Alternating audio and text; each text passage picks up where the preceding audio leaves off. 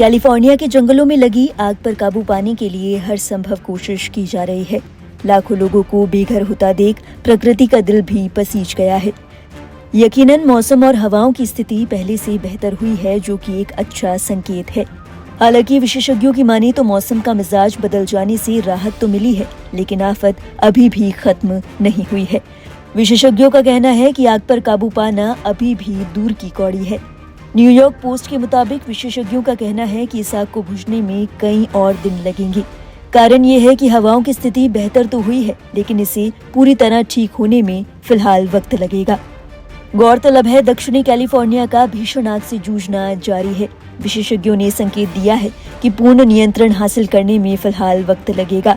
पैलिसेडर fire अभी भी केवल 17% ही नियंत्रण में आ सकी है, जो कि लगभग 24,000 एकड़ को प्रभावित करता है।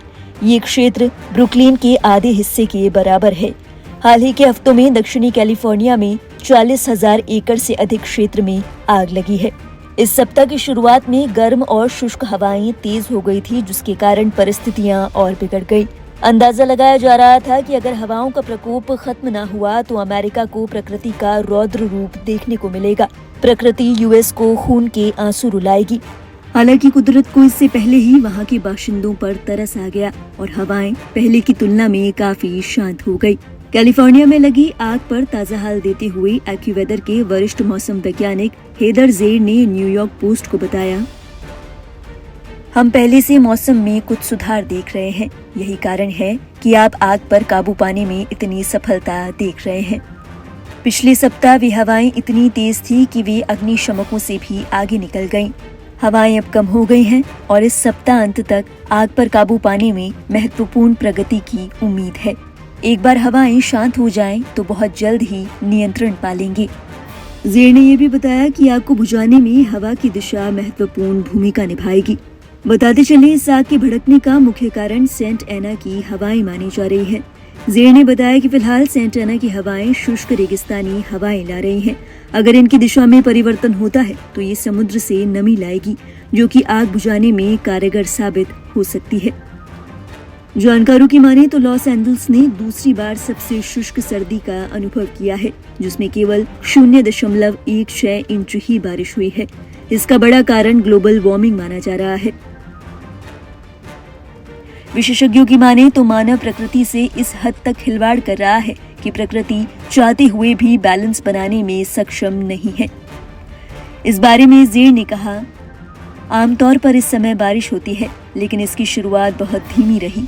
अब से जनवरी के अंत तक बारिश की संभावनाएं भी कम रहेंगी।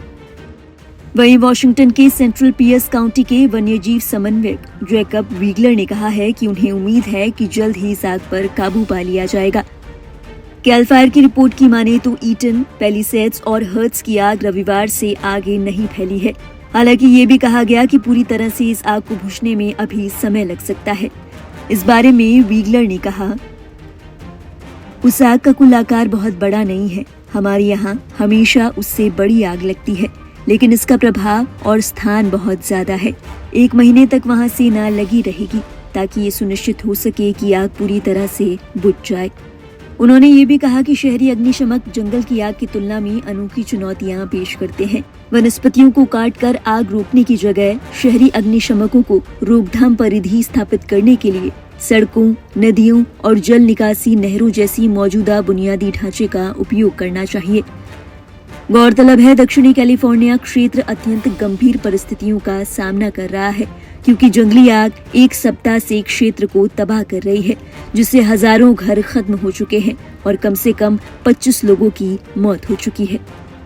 कैलिफोर्निया में लगी इस भीषण आग से जुड़ी हर अपडेट के लिए आप देखते रहिए लाइव हिंदुस्तान।